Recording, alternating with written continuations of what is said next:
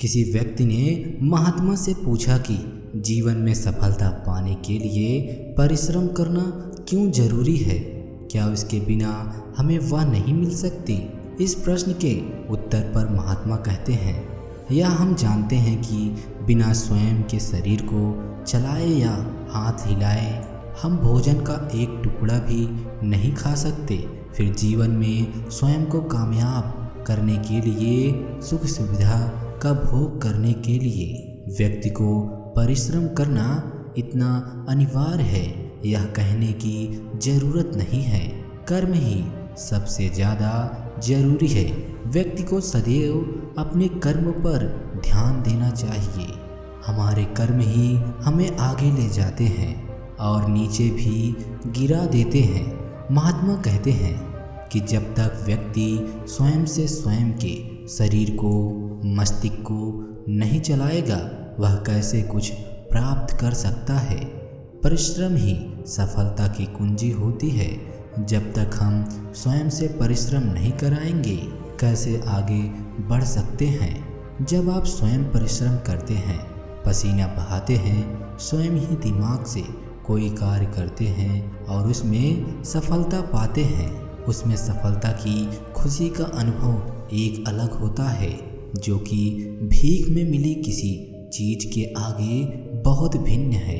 महात्मा पुनः आगे समझाते हैं कि जीवन में जो परिश्रम करता है, स्वयं के सामने आए अवसर को देखकर उसका लाभ उठाता है, उसे हमेशा उसका फल मिलता है, क्योंकि यह उसकी मेहनत होती है।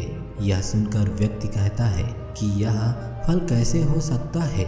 यह सुनकर महात्मा कहते हैं कि उसके उत्तर में आप एक घटना सुने, जिससे आपको उत्तर मिल जाएगा और आप परिश्रम का सही अर्थ और उसका लाभ भी समझ पाएंगे।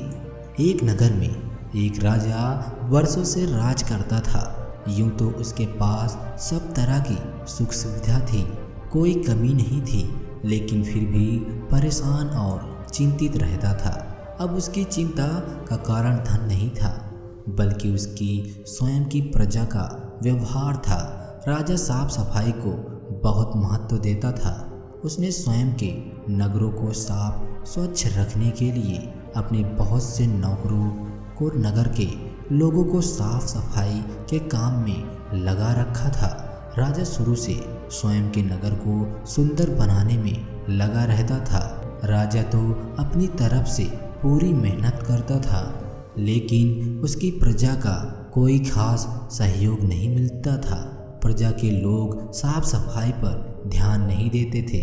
यूं ही रास्तों पर, घर के बाहर या किसी भी जगह पर अपना कूड़ा कचरा फेंक देते थे। पत्ते गिरे रहते तो उसे ज़रूरत भर एकत्र करते, बाकी सब यूं ही छोड़ देते। सड़कों पर कंकर पत्थर यूं ही पड़े रहते। राजा के नौकर रोज सुबह पूरा सफाई करते थे, दोपहर होने तक सब उसे यूं ही गंदा कर देते थे। एक समय आया जब नौकरों ने भी इस कार्य को करने से मना कर दिया।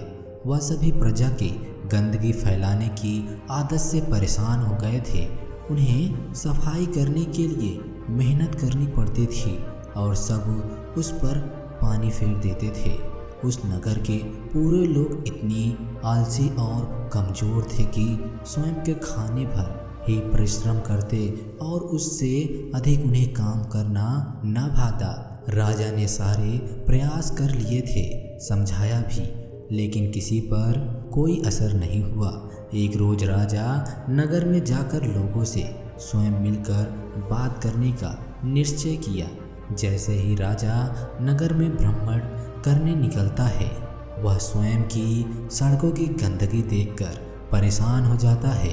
पूरी सड़क गंदगी से भरी हुई थी। यह सब देखकर राजा ने सोचा कि यदि यह लोग इसी तरह कामचोरी करेंगे और गंदगी करेंगे तो स्वयं के नगर का विनाश दूर नहीं है, क्योंकि यहाँ की गंदगी की वजह से कोई अन्य बाहरी व्यक्ति यहाँ पर आना पसंद नहीं करेगा और काम करने की वजह से नगर के सभी आर्थिक स्थिति भी खराब होगी।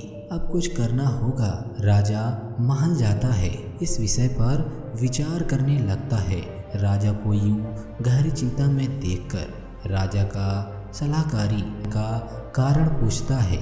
जब राजा उसे सारी बात बताता है, सलाहकार पूरी बात सुनकर तुरंत एक उपाय राजा के कान में बताता है। यह सुनकर राजा खुश हो जाता है और अगले दिन उस उपाय को अंजाम देने का तय करता है।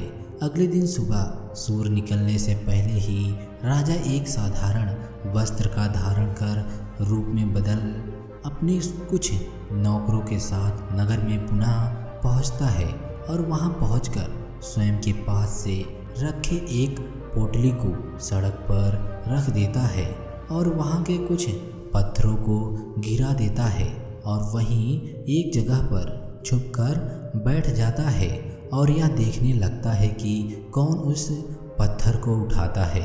दरअसल राजा के योजना के अनुसार कुछ सोने चांदी के सिक्के थे। भरी पोटली वहां पर रख देता है और आसपास पत्थरों और पत्तों को गिरा देता है ताकि स्वयं पोटली को उठाने के लिए वह उसके ऊपर के सभी पत्थर के टुकड़े को हटा दे और वह सफाई करे। राजा पूरे दिन वहीं पर बैठा रहता है। नगर का कोई न कोई व्यक्ति उस सड़क से हर कुछ देरी पर आ जा रहे थे, लेकिन किसी ने उस रास्ते के पत्थर को न हटाना जरूरी समझा, न उस पोटली को देखा। वह यूं उसे भी कूड़ा कचरा समझ अनदेखा कर आगे बढ़ रहे थे। किसी की इस तरफ रुचि नहीं आई। यह देखकर राजा स्वयं बाहर आ जाता है और सड़क के साफ सफाई में लग जाता है। राजा और उसके सेवाओं को यूं पत्थर हटाते देखकर नगर के लोग भी वहां पहुंच जाते हैं और पूछते हैं कि वह यह क्या कर रहे हैं। यह सुनकर राजा कहता है कि आप सभी तो इसे साफ करेंगे नहीं, क्यों ना मैं ही इस सड़क को साफ कर दूं। राजा की यह बात सुन सभी राजा को पहचान जाते हैं और कहते हैं, इस सड़क को साफ करके हमें क्या मिलेगा, उसमें हमारा क्या लाभ है। यह तो सुबह वैसे भी महल के नौकर का काम है, वह ही उसे साफ करते हैं, फिर स्वयं से क्यों इतनी मेहनत करना। यह सुनकर राजा कुछ नहीं कहता और स्वयं के सेवकों के साथ पत्थरों और पत्तों को साफ करने लगता है। सफाई के बाद एक सेवक को वह पोटली मिलती है। वह नहीं जानता था कि उसमें क्या है, इसलिए उसने खोलकर देखा। वह आश्चर्यचकित हो गया। वह पूरी पोटली सोने और चांदी से चमक रही थी और भरी हुई थी। वह सभी के सामने राजा को यह बात बताता है। नगर के लोग भी यह देखकर हैरान होते हैं कि सुबह से इन सोने चांदी से भरी पोटली को यहाँ पर रखी हुई थी और उन्होंने उसकी तरफ ध्यान तक नहीं दिया। राजा सेवक से कहता है कि यह तुम्हारा है क्योंकि यह तुम्हें मिला है। यदि किसी अन्य ने इस जगह सफाई की होती और उसे यह मिलता तो यह उसका होता। यह सुनकर नगर के लोग अफसोस करने लगते हैं कि काश सफाई उन्होंने की होती। वह राजा से पूछते हैं कि यह पोटली यहाँ कैसे आई। तब राजा उत्तर देता है कि उसने यह पोटली रखी थी कि यदि जो भी व्यक्ति इस जगह की सफाई करता है और उसे यह मिलता है तो यह सब उसका होता, लेकिन आप में से किसी ने यह नहीं किया, जिस वजह से आप सामने आए अवसर का लाभ नहीं उठा पाए। यदि आपने भी आलस्य न करके थोड़ा परिश्रम किया होता तो यह धन आपका होता, किंतु आपने ऐसा नहीं किया और जिसने मेहनत की उसे यह मिल गया। इसलिए व्यक्ति को अंत तक परिश्रम करना चाहिए, वह कभी व्यर्थ नहीं जाता, सदैव आपके लिए परोपकारी रहता है, आपके जीवन को खुशी बनाता है, क्योंकि आप स्वयं के परिश्रम के बल पर सब प्राप्त करते हैं। देर से ही सही, लेकिन इन सोने चांदी को खोने के बाद नगर के लोगों को स्वयं के आलसी होने का नुकसान समझ आता है।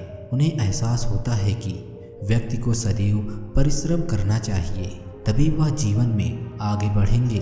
राजा सभी से बड़े ही निम्रता के साथ कहता है कि प्रत्येक व्यक्ति को स्वयं से कभी परिश्रम कराने में कतराना नहीं चाहिए। जो व्यक्ति अपने आसपास साफ सफाई रखता है उसके पास ही धन की वर्षा होती है। इतना कहकर राजा लौट जाता है और नगर के लोग भी उसी क्षण से राजा की बात पर अमल करने लगते हैं और आसपास में सफाई करने में जुट जाते हैं। कहानी के अंत में व्यक्ति स्वयं महात्मा से कहता है कि मैं आपकी बात को समझ गया गुरुदेव कि बिना परिश्रम से सफलता को प्राप्त करने की खुशी महसूस नहीं होती।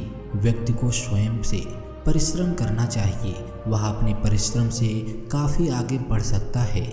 यह सुनकर महात्मा बड़े ही विनम्रता से कहते हैं, सदैव यह स्मरण रखना कि परिश्रम जीवन का एक अहम हिस्सा है। कभी उससे घबराना नहीं बल्कि पूरे मन से उसे करना चाहिए। यही परिश्रम सफलता की कुंजी है।